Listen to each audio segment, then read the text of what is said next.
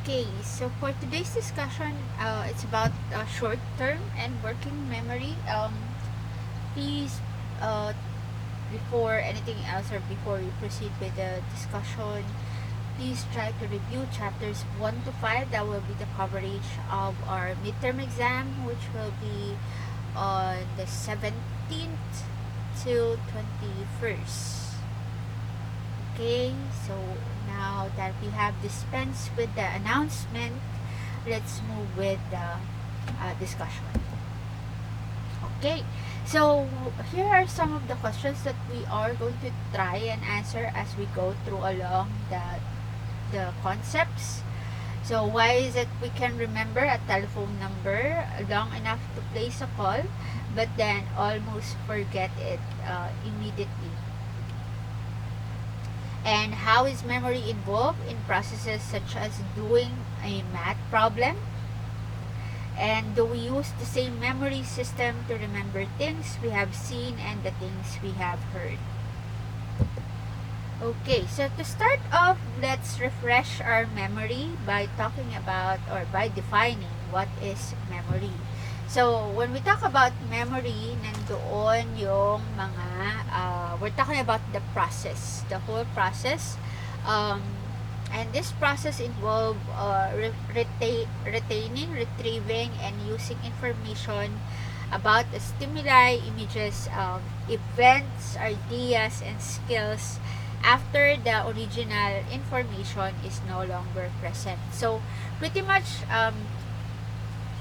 katulad ng mangyayari sa inyo sa test, you're going to retrieve any memory that you have about the discussions on chapters 1 to 5 because the original information is no longer present by the time that you're taking up the test. So, it is active, so the memory is active anytime some past experience has an impact on how you think or how you behave now or in the future. So, at memory is involved as well in the instances wherein you would di ba kumara pag sasakay ka ng sasakyan tapos maaalala mo, ay oo nga pala, hindi na pala siya dumadaan sa ruta na yon. So like for example, yung pateros na jeep, di ba, naghahanap ka, let's say, naghahanap ka or galing kang Yumak and then pupunta ka ng Jollibee Kalayaan. Tapos, nung nandun ka na, naalala mo, ay oo nga pala, wala na palang dumadaan na Pateros 7-Eleven ang tinutumbok. So, hindi na siya dadaan ng Jollibee Kalayaan. So, that is, that decision or that particular thought is from your memory. Okay. So, in a study done by Atkinson and Schifrin, okay, they were able to identify 3 types of memory. So, the first type is the sensory memory, wherein it's the initial stage that holds all incoming information for seconds or for a fraction of a second. So, ito yung, let's say, for example, yun, yung mga naririnig nyo, so that is, or that goes through the sensory memory. And then, the short-term memory, it holds about 5 to 7 items for about 15 to 20 seconds. So, pag tinanong ko kayo ano yung mga salitang sinabi ko sa inyo about 15 minutes ago, so yun lang yung maaalala nyo, and those will be coming from your short-term memory. Another one would be, the last one is the long-term memory or the LTM, yung isa STM. Okay, so the long-term memory, it can hold a large amount of information for years or even a decade. Actually, ang daming nagkakaroon ng misconception about short-term and long-term memory. Akala nila yung mga naaalala nila in, like for example, yun yan, naalala mo na ang ruta, wala nang ruta ng Pateros to 7-Eleven. Or, Pateros 7-Eleven Tulay, wala nang ganon. And a lot of people have attributed that because of the short-term memory, but according to Atkinson and Schifrin, hindi. Ang galing na yan ng long-term memory mo. Kasi nga, from what they have found out, the short-term memory can only hold about the information for 15 to 20 seconds. So, nako-confuse tayo in terms of the time itself. Okay, so let's see the diagram or the model for the memory. So this flow diagram of Atkinson's and Schifrin's model,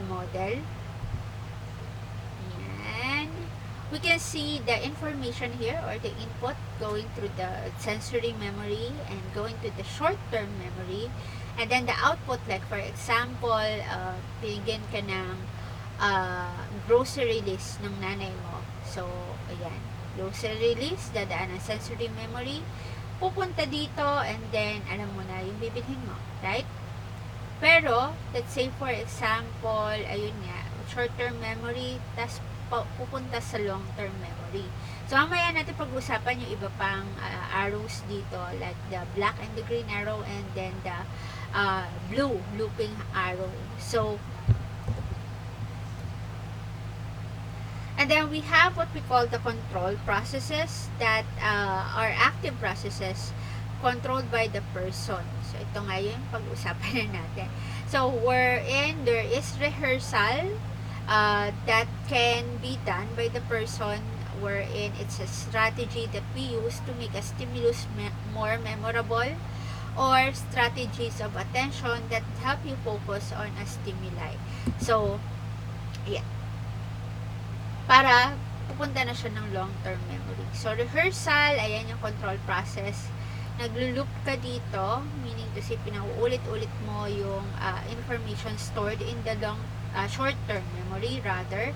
Like, for example, yun nga, first time mong nalaman na hindi na pala dumadaan yung pateros na jeep sa may 7-Eleven. So, uulitin mo ulit yun.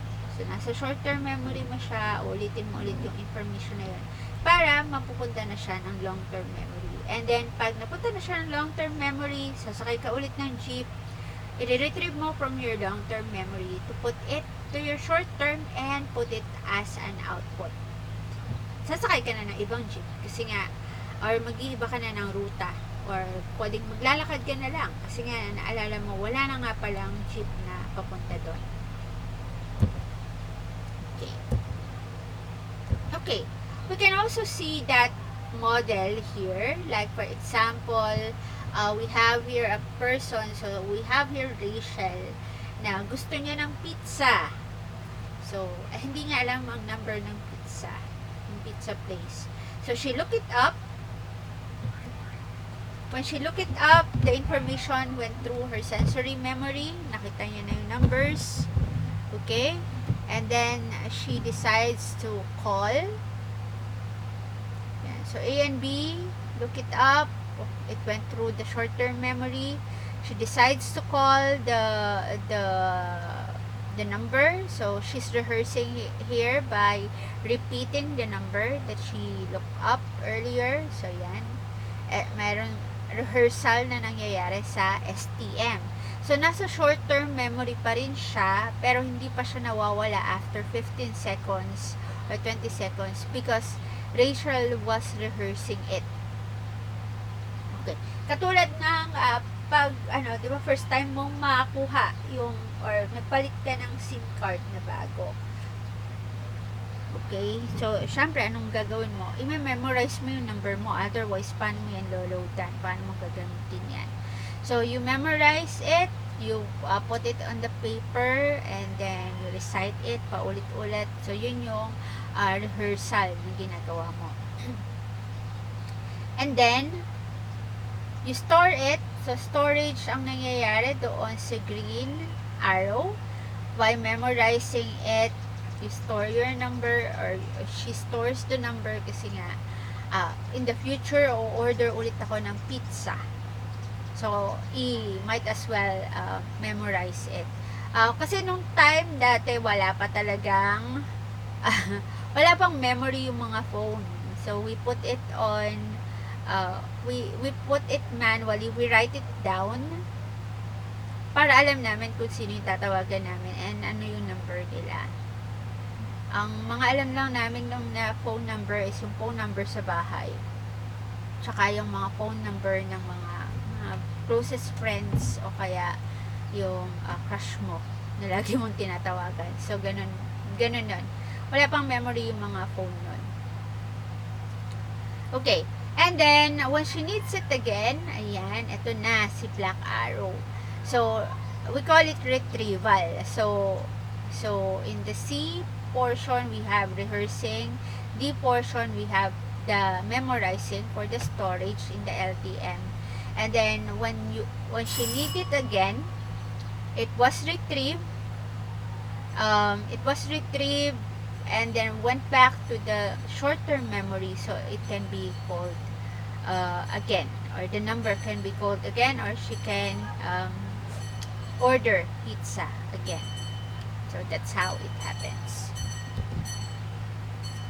Okay, now this is the sensory model of memory, or the model of memory. It's so mouthful, parang tongue twister. So, in a sensory model, we have the retention, but only for brief periods of time. And this is usually the effect of a sensory stimulation. So, like for example, when we see sparkles or fireworks display, ito yung perceptual trail ng fireworks or ng sparkle in this particular picture. We receive that and it lingers for a second sa sa memory natin. But the information decays very quickly. Kaya pag ni-recall mo siya and only coming from a memory, medyo mahirap siya. So, retention of perception of light, it is called the persistent of vision, and this is a trail of light from a moving sparkler. And we also see this in frames in film. So this is how they use this kind of knowledge in the movies or in cinemas that we see. Okay. So measuring the capacity and duration of the sensory memory. So ginawa rin nila tong experiment before, katulad nun sa attention na ating pinag-uusapan dati. Babalik natin yung experiment na ginawa nila dito. Okay, this time with regards to memory. Itindihin natin yon with regards to the memory. So, an array of letters are flashed on the screen quickly, and the participants are asked to report as many of the letters that they have seen as possible.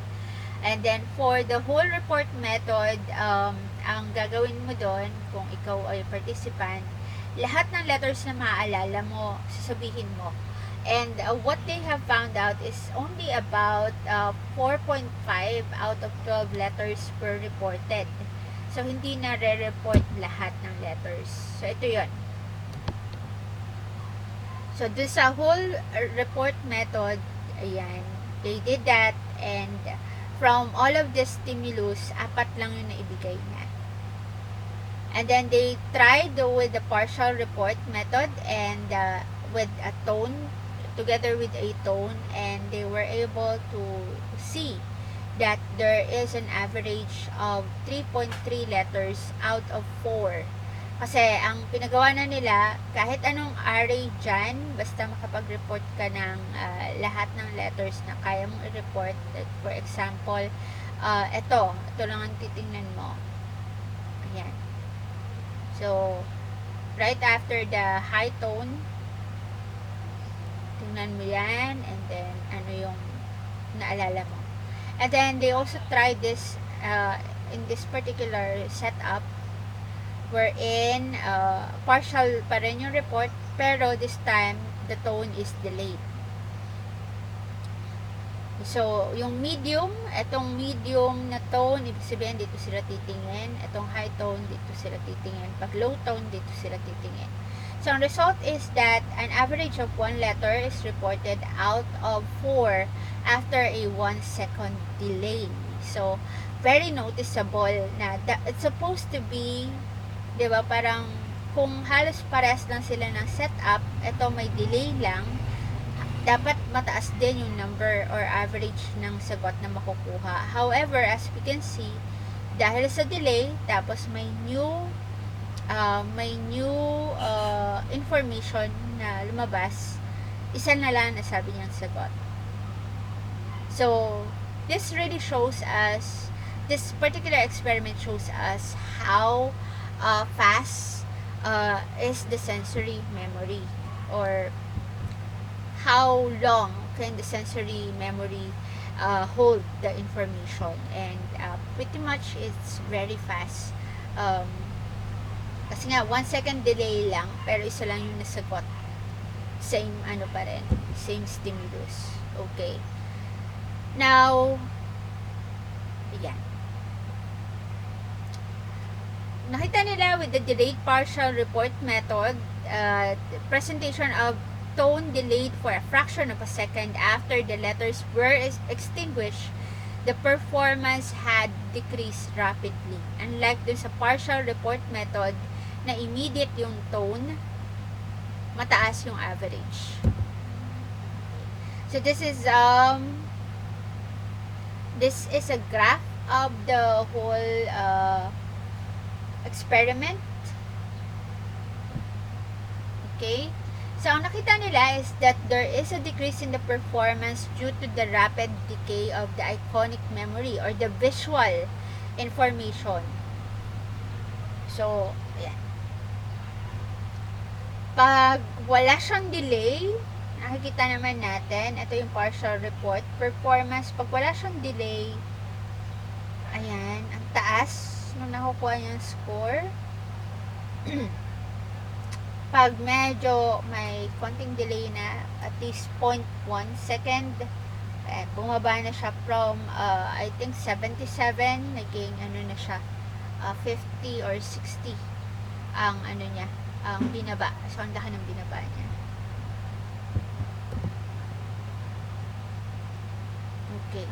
So, when we say that it's iconic memory, we are talking about brief sensory memory of things that we see. So this is the one that's responsible for the persistence of memory, whereas if it's echoic memory, we're talking about the brief sensory memory of things that we hear, and this is the one that's responsible for the persistence of sound.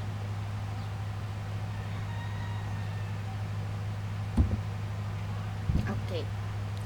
Now, when we talk about short-term memory, it is the part of the memory that stores a small amount of information for a brief duration. And then this information includes both information received from the sensory stores and the information retrieved or recalled from the long-term memory. Okay, so I'll be showing you some stimulus here. Okay, tingnan natin kung maalala nyo pa.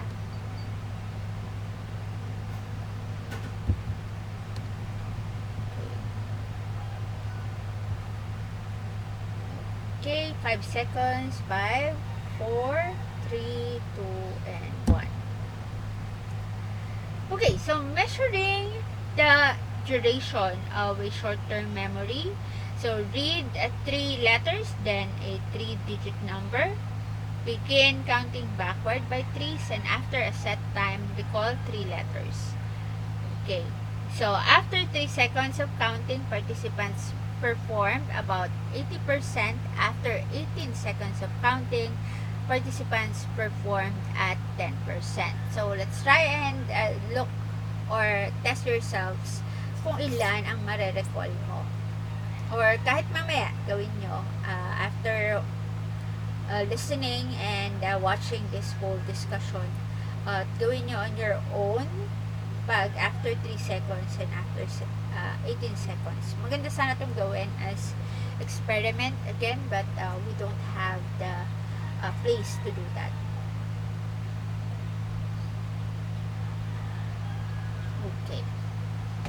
So the reduction in performance as explained by decay and the vanishing of memory trace due to the passage of time and exposure to competing stimuli are seen in this particular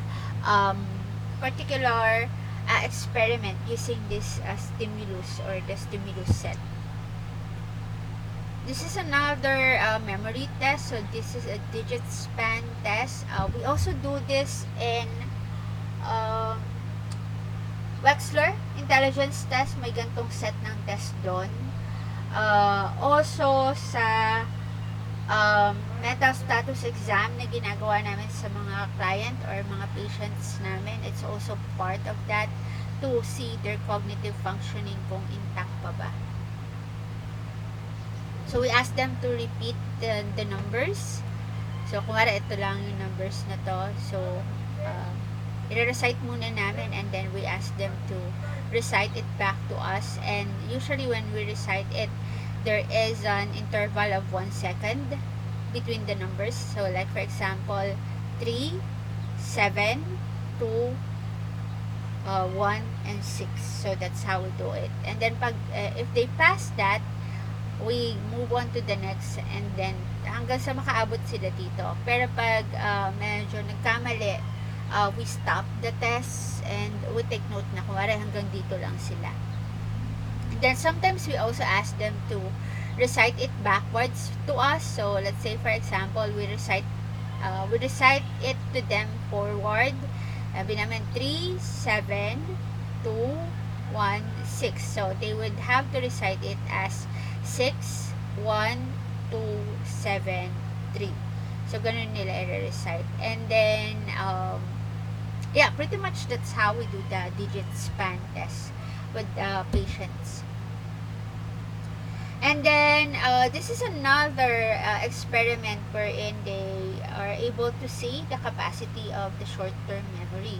So aside from the digit span, they also try to look at it and using the change detection na napag-usapan din natin in attention. And what they saw in that particular experiment is that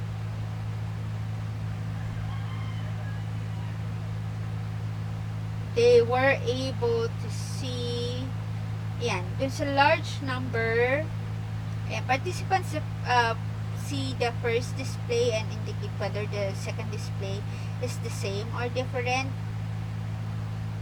So, kung makikita natin, mabilis lang siyang ma-process. Kasi nga, in this first figure, we have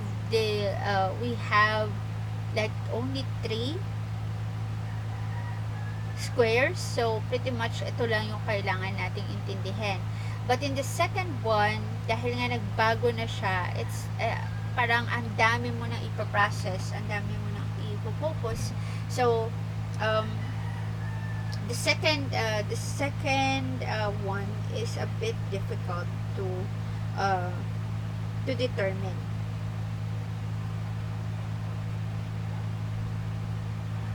Okay, so ang nakita nila is that the second one is, yeah, it's difficult to determine because of the fact that there are a lot of stimuli to process na. So we are also trying to understand the capacity. By using this experiment, they were able to understand the capacity of the short-term memory, na kapag mas madami kang ipinaprocess, mas mabilis yung decay ng information and hindi na pa-process lahat ng information. So to be able to make that or to be able to address that, kasi nga paano kung kailangan natin, so like for example in your studies, di ba, paano kung kailangan mong makabisado lahat, like for example when you were in high school, yung table of elements, ano yung lahat ng elements na may water, di ba, yun yung mga ano nun yun yung mga uso nun, kakabisaduhin mo siya. So Kaso, ano, again, ang sabi nga sa atin ng mga experiments or yung mga studies sa cognitive psych, pag konti lang yung stimulus or information, mas easier for us to process and to retain. However, pag madami na siya, mas mabigat na siya or mas mahirap na siyang gawin para sa atin. So, this is where in chunking comes in comes handy. So the chunking is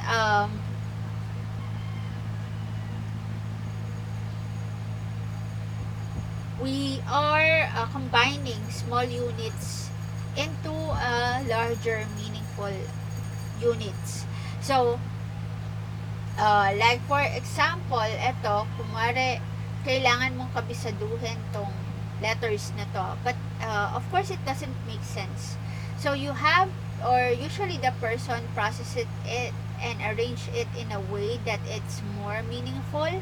So it's easier for the person to memorize the letters by making them into a name or arranging the letters into a name para pag i-recall niya na kung ano yung mga letters na nandun sa sequence, masasabi niya na may letter M, may letter A, R, Y, kasi nga the person made it into a meaningful chunk.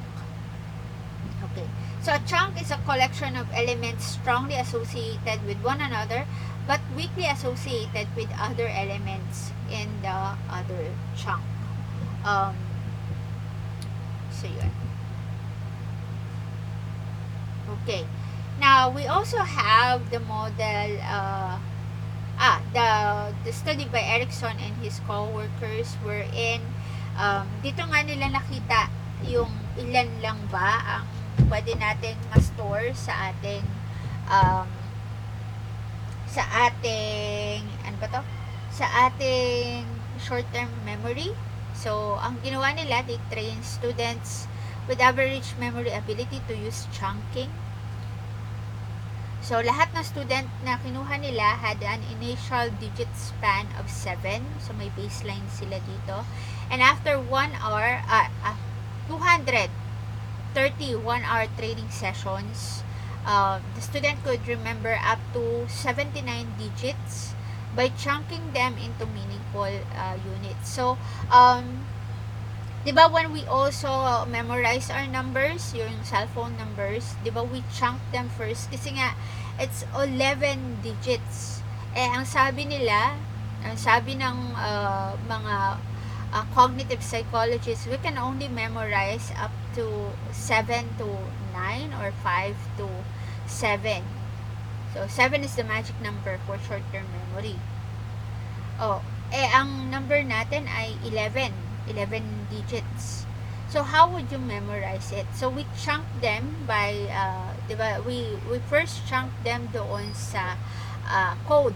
Yung una, yung code, which is yung 0916, 0927, 0958, yung mga ganon. So that's the first chunk. And then either you proceed with the first 4 or the first 3 numbers and number talaga, yung root number ng cellphone mo.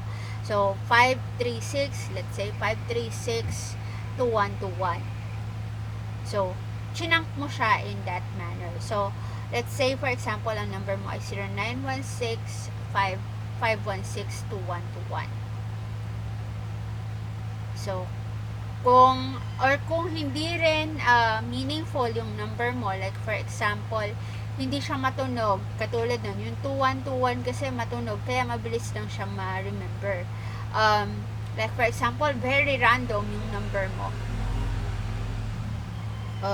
let's say ang number mo was 0948. Ayun yung mga may hirap na hindi usual code ng mga cellphones, yung mga bago-bago. 0948 322 9835.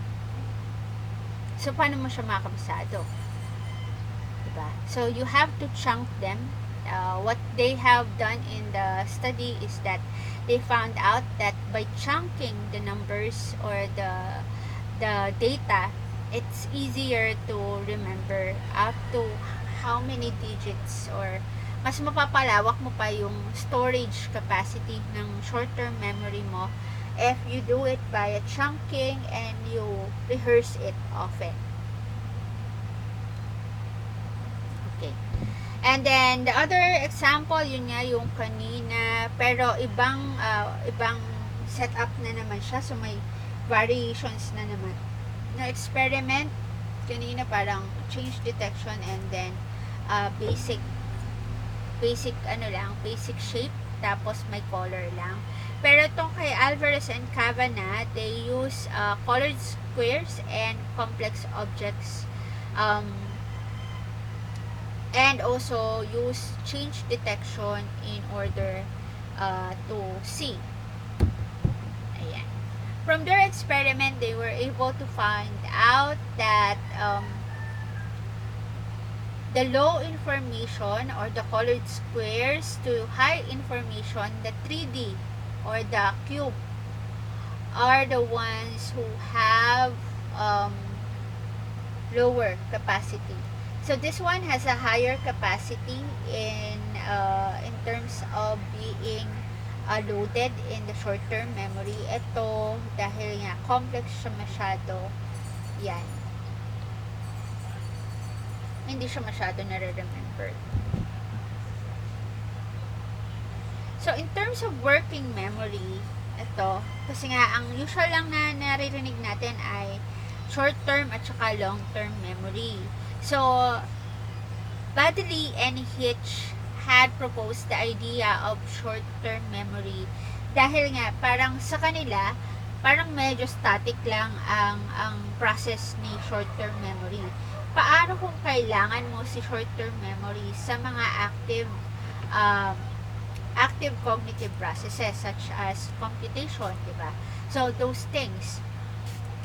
So, they come up with the concept of working memory na similar din sa short-term memory. Ang pinagkaibahan lang ay it is a limited capacity system for temporary storage and manipulation of information for complex tasks such as comprehension, learning, and reasoning. So the working memory differs from the short-term memory as the working memory is concerned with the storage, processing, and manipulation of information and is active during the complex cognition. So, yun yung pinagkaiba ng dalawa. Si short-term, taga-hold lang ng information for brief period of time. Si working memory, may process, may complex process na nangyayari aside from the storage of information for a brief period of time. So, anong good example nun? Good example nun is kung wari lumabas kayong magkakabarkada and then KKB ang bayad, nag Starbucks kayo, and then yung isa yung kabarkada, siya yung sabi niya, sige ako muna magbabayad kasi meron buo yung pera ko, so mamaya nyo na lang ibigay yung bayad nyo. And then ayan, pagbayaran na, natapos ng tsikahan, bayaran na bago mag-uwian, nagtatanong na kayo, magkano yung sa akin? Sasabihin ng isa, yung sa'yo, dahil ganyan-ganyan ang order mo, 185 siya. So, 185, tapos may computation na nangyayari. So, the 185 price or information, it's not going to be held on to your in your short-term memory, but rather it's going to be processed in your working memory in terms of doing mathematical procedures. Kung wari, sabihin mo, meron ako ditong 200 pesos, bigyan mo na lang ako ng 15 kasi 185 yung order ko. So, ayun, very simple, yet may nangyayari na pala at a higher level or complex cognitive process. Okay, next. So, this particular diagram shows as Baddeley's working memory model wherein we have the phonological loop wherein you receive the verbal or the auditory information. In this instance, ayun, your order was 185 pesos. And then you have the visual spatial sketchpad, wherein you store the visual and spatial information. So doon, kung magagawa ka ng mental math, parang nag-imagine ka ng numbers. And then the central executive, which does the cognitive process, kung ano man yun. Okay, so in the working memory, this is the setup that processes different types of information simultaneously. So, pwede kasing sasabihin niya, yung sa'yo 185, tapos papakita niya yung resibo. So, sinabi niya na, pinakita niya pa. So, different type of information. And then, pero ang problem nga dito is that, ayun, has trouble when similar types of information are presented at the same time. So, think of it as parang pag nagda-drive. So, pag nagda-drive, diba, parang ang hirap ng nagda-drive, tas may nagsasabi kung saan ka pupunta, tas may pinakikinggan ka na music sa radyo. So, all of them are all audio information, and it's being presented to you at the same time.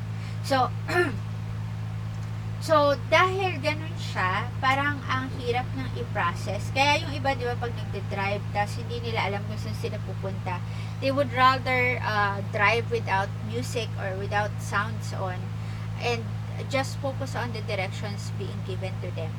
Kasi nga, they don't really, they cannot process or hindi ma-activate yung higher cognitive functioning nila if that's going to happen.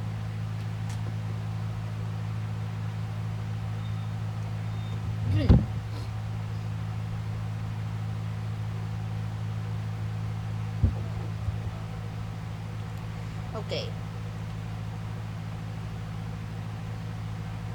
So, we can also see this in the visual with regards to on sa visual. We saw spatial sketchpad or that particular component wherein, di ba, when we are presented with similar figures, parang ang tagal pa bago ma-process, and then saka mo lang malalaman na, ay, iba to dito sa first figure. Like for example, in the book, figure 5.13, di ba? Gumagawa pa muna tayo ng mental rotation before really concluding that these two figures are the same with each other.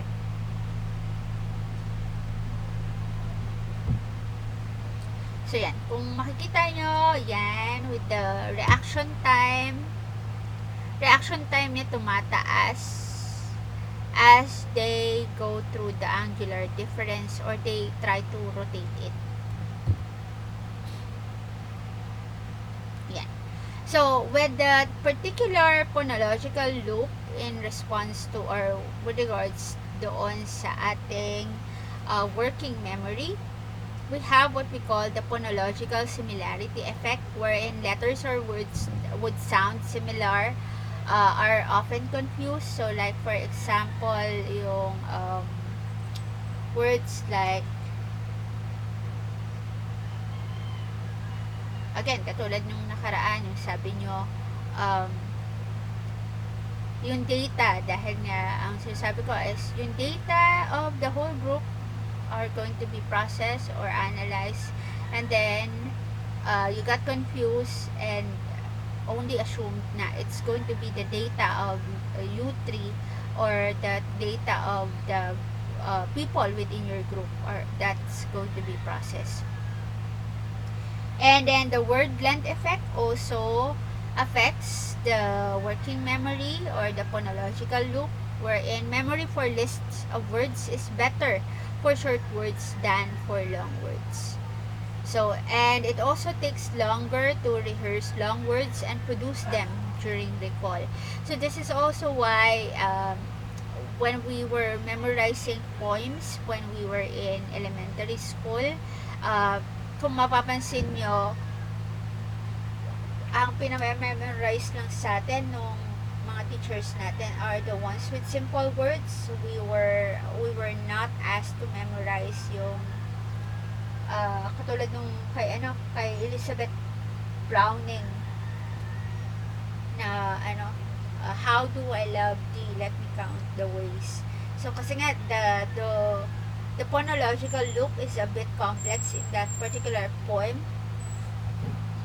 whereas kung yung tree na poem, di ba, mas marami sa ating mas may memorize nun kaysa doon sa poem ni Elizabeth Browning. For tree, I think I will never see a song as lovely as a tree because of the word length effect. Tingnan natin ano pa si word length effect. So katulad nito, between the two words or the two lines of words, which do you think will be easier to memorize? So, 'di ba? Mas mabilis i-memorize tong first one kasi you're only going to be saying beast, bronze, wife, wolf, int, limp, dirt, star. In terms of its syllables, it's only one syllable word. Whereas this, the second line words are, diba, alcohol, property, amplifier, officer, gallery, mosquito, orchestra, bricklayer. So the words here are pretty much around 2 to 3 syllables, and tas meron pang compound words like this one, brick and layer, to be able to come up with bricklayer na word. So it's quite mouthful. So between or understanding the word length effect, we understand why it's easier to memorize and retain the words which are simple words and of shorter syllables. The same with the phonological similarity effect.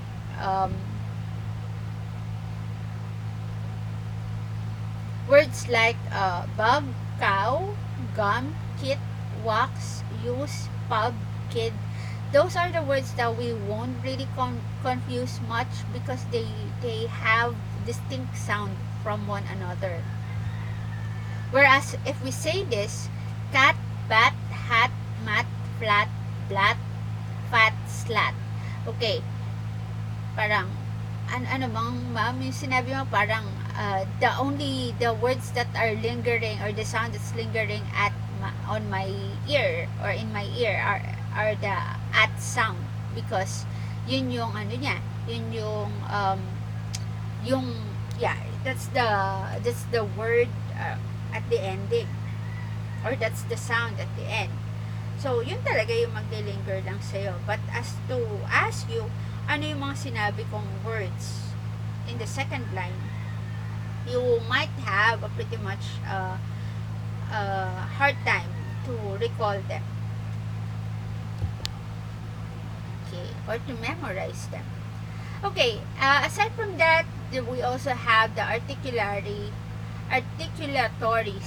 suppression, wherein speaking prevents one from rehearsing items to be remembered, and it's also found to reduce memory span, and it eliminates the word length effect and reduces phonological similarity effect for reading words. So this is what happens when we alam mo yung parang may yung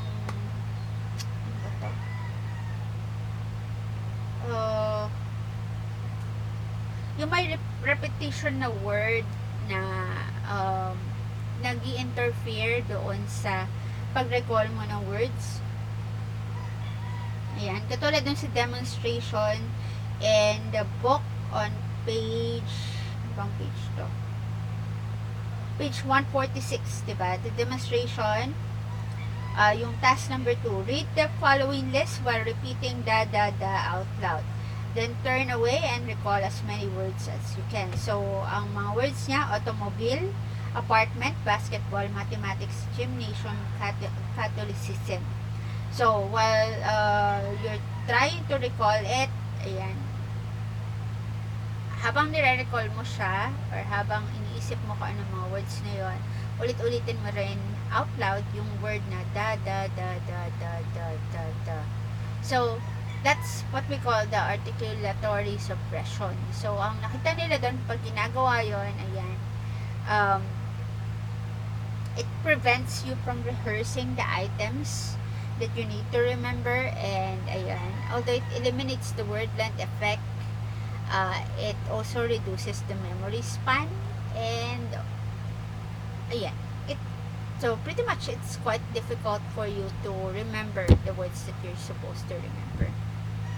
So ito nga yung sa Visuo Spatial Sketchpad. So yan, the creation of images in the mind in the absence of physical visual stimulus. So we usually do this when we are, parang sasabihin nila, alam mo yung sa place na ganito, di ba may katabi siyang ano? Pretty much that's what we're doing. And this particular ano ba to? Experiment of Shepard and Metzler, they asked the person to do this kung magkaparehas ba yung mga figures na to, like for A and B. So pretty much they were doing mental rotation tasks, and and what they found out is that the more that the participants need to rotate or do the mental rotation, it's much longer for them to do the task or complete the task. Okay. Now, the central executive part is the one that acts as the attention controller. So, ito yung nag-aano sa'yo na saan ka magpo-focus, saan mo i-divide yung focus mo, and saan mo isi-switch yung attention mo. So, pretty much when we are driving or when someone is driving, we can attribute this particular part to be the one in control. So, it controls the suppression of irrelevant information, di ba? Katulad din pag nagde-drive, there's a lot of stimulus when you look out on the street, and also when you look on the tools that you have in the car, or the things that you have, the buttons that you have to press in the car. So ang dami mo ng information na nare-receive when you're driving. Pero what this particular area or part does is to control or suppress other information para hindi ka nga ma-overload.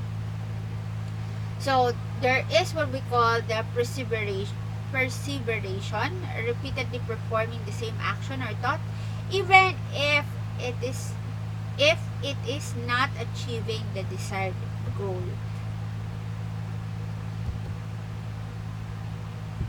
Okay.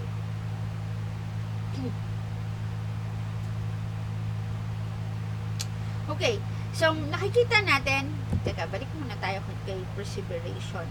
So nakikita natin yung mga gantong problem doon sa mga taong may problema sa frontal lobe nila, yung may damage ang frontal lobe nila, wherein they would always have problem with controlling their attention. So with patients like that, sometimes they keep on ano ba to, napapansin namin sa kanila, they keep on repeating the same sentence or the same words over and over again, and although akala nila ina-express nila yung sarili nila, it's not really doing it, kasi nga paulit-ulit lang yung words nila or paulit-ulit lang yung sentences nila.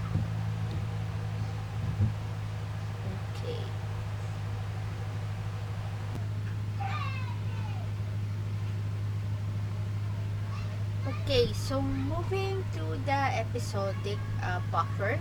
Now, this is an added component in in the existing model, wherein kasi the three model component of battery was not able to really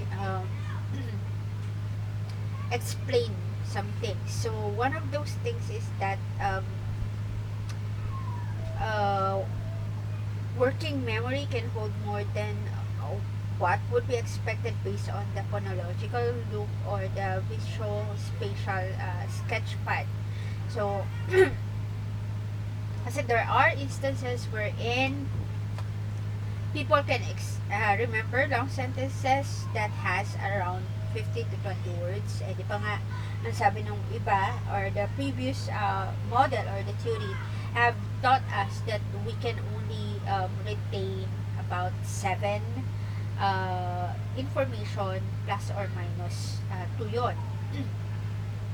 But in the working memory, why is that possible na there are memories, or there are things that we are able to memorize even if it's about 15 to 20 words long. So although it has something to do with chunking, they saw that it was also related to the long-term memory. That's why it was possible.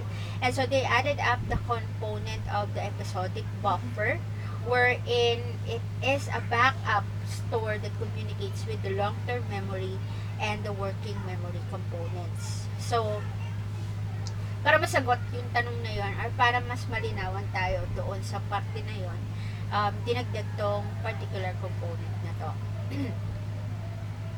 So the information that it holds is actually greater in capacity than the phonological loop and the visual spatial sketchpad. So let's see it here. So yan. So aside from just these three, dinagdag tong si episodic buffer. And as you can see from the episodic buffer going to the central executive, it also connects with the long-term memory. So, ayan. So, looking at this model, we understand better why it is possible for us to hold more items, or contain or memorize more items than we should, or than it is possible as previously mentioned. Okay, next.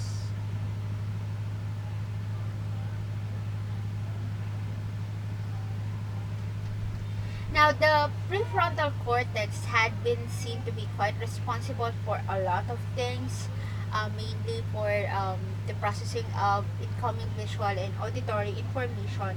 But aside from that, what they have seen is that the prefrontal cortex is also an important part of the brain that allows us, or allows the working memory to function or to do its job. So what they have seen in an experiment with monkeys is that monkeys without a prefrontal cortex, or the PFC, have difficulty in holding information in the working memory. So yung makikita nyo experiment sa figure 5.21, by the way, on side note, please remember the case of Phineas Gage, kasi it's we're going to revisit him in one of your advanced abnormal in one of your advanced psychology subjects in third year. And then, ayun, going back dun sa mga monkeys, so ang nakita nila, those monkeys without the PFC, yung performance ay mababa, and they were only able to pick up the food, or the correct food, about half of the time in the trials, unlike with a monkey with a functioning prefrontal cortex. Okay.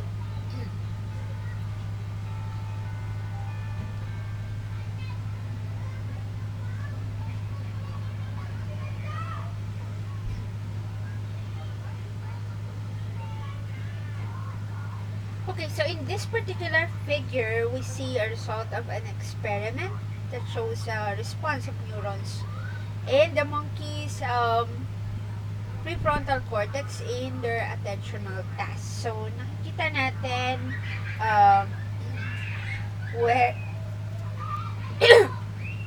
excuse, okay, we're in A. So in A, there is a Q square here. So it causes the neuron to respond. So may neural firing na nagaganap. And then B, the square goes up. So inaalis yung ilaw or whatnot in this Q. And then the neuron continues to respond during the delay by the time that it goes off. And then the fixation X goes off as well here. And the monkey demonstrates its memory for the location of the square by moving its eyes to where the square was. So, ayan, nakita nila na may ganitong movement despite that the Q was not there. So, meaning to say, they remembered where the Q was despite of the delay and despite the Q being absent.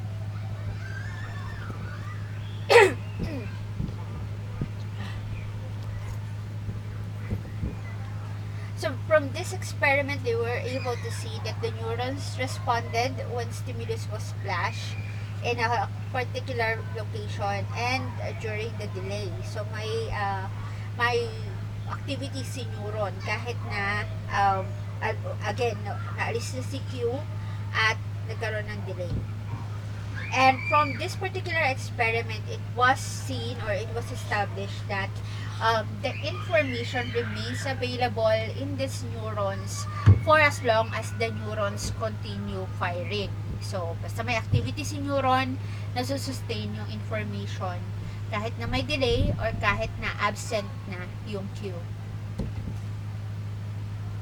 Okay, and then in terms of working memory and the neural dynamics, okay, we have here the idea of Stokes wherein information is stored in short-term memory, changes in neural networks. So, yung nasa short-term memory natin, later on, it becomes, or it's when it's processed, it changes in the neural network or how it is communicated in the neurons. So, okay. Now, we have activity silent working memory in terms of the activity state. Information to be remembered causes neurons to fire, just like with the monkeys. They remember where the cue was, so it fired the neurons. Balikan natin yung figure. This one. So, itong mataas na to, electrical activity shows the neural firing. And then, during the delay, we still see an activity here. Okay. And then, after the delay, ayan, may activity pa rin, pero unlike the previous two, it's not that heightened or hindi na ganun kataas yung movement or yung activity. But the activity is still there. It's very much present. So, those are the neural firing. Ayan. Neural responding is indicated by an asterisk here. You can see it here, here, and here. So, lahat ng mga areas na nag-spike, dun yung neural firing nagaganap. Okay, and then with the synaptic state, neural firing stop, but connections between neurons are strengthened. So, bumababa na siya, just like what we see in the C figure in the previous in the slides earlier, in the figure, ano ba figure yun? Figure 5.22, diba? Nag-decrease na yung neural firing, but then the monkey was still able to do its task because the connection, the neural connections are stronger. Okay. Okay, so this shows the Stokes proposal that information can be stored by the working memory by changes in connectivity of a neural network. So let's see A. So the A part is the activity state showing some neurons in the network. So yan, neurons. Let's say these are all neurons. And then so the neurons are activated by the incoming stimulus. So the incoming stimulus is here, input. So the blue circles are the neurons. Okay, so na-activate na sila dahil meron nga stimulus na papasok. And then in the synaptic state, shown connections that had been strengthened between neurons in the network had as seen in the blue lines. The arrows in the blue lines. Okay. So, yan. Ito na yung synaptic state na sinasabi ni Stokes dun sa idea niya. And then, the last one, in the remembering, there is an activity associated with the memory. So, just like what happened in the monkey. So, given the strengths or the synaptic state yung nangyari dito sa connection between the neurons in the network, yan. Nagkaroon na ng I missed something. Can you say it again? Nagkaroon na ng, I'm sorry for that, it was my echo. Nagkaroon na ng activity associated with the memory. So this is why the monkey was able to do the task that it was supposed to do. Okay. Working memory and individual capacity. So let's try to go over this one.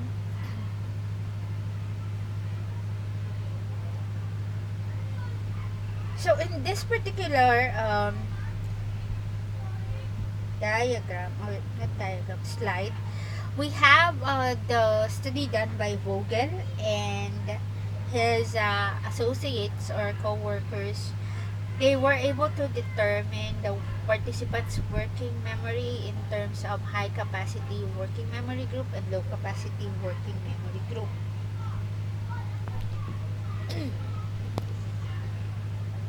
So, from what they were able to see, the high capacity group were able to hold a number of items in memory, while the participants in the low capacity group were able to hold fewer items in the working memory. So, yun nakita nila doon sa experiment nilang to. Okay, so let's see the figure related to the experiment.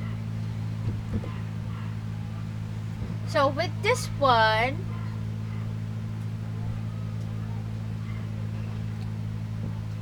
so the arrow shows you simple tasks or tells the participant to pay attention to the left side of the memory and test display. So this one. Memory display, test display. So nakatingin ka lang daw sa left side. Okay. So ang task is to indicate whether the red rectangles are on the attended side are on the same or different displays or different in the two displays. So ang tanong nila ngayon is nandun pa rin ba yon or wala na?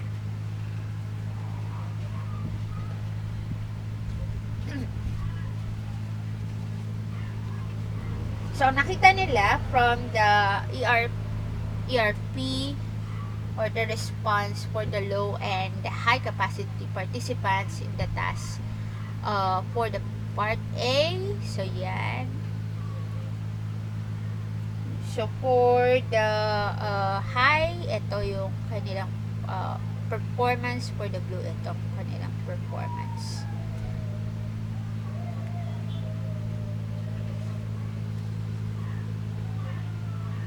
So the ERP is event-related potential ha. Yun yung mini-measure nila dito. So the event-related potential indicates how much space was used in the working memory as they carried out the task. So in the high capacity, they were able to have, or they use the ERP uh, much lower than the low capacity.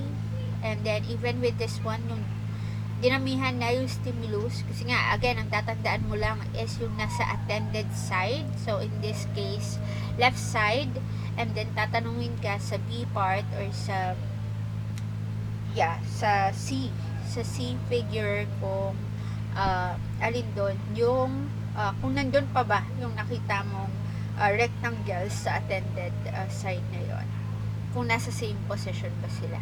So pretty much ang nakita din nila dito sa part na to ay mas konti ang ginagamit pa rin na um, na capacity ni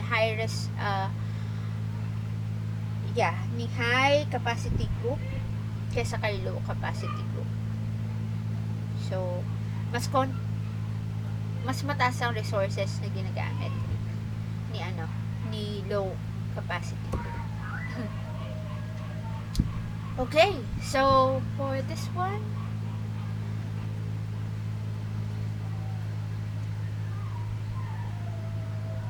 okay, so that's the end of the discussion for the short-term and working memory. So hopefully you'll do well in your exam. Please again read chapters 1 to 5 in order to prepare for the exam. I will be making the quizzes asynchronous in line with the celebration of the uh, psych week and the mental health week. Okay, so good luck guys, and thank you so much for listening to the discussion.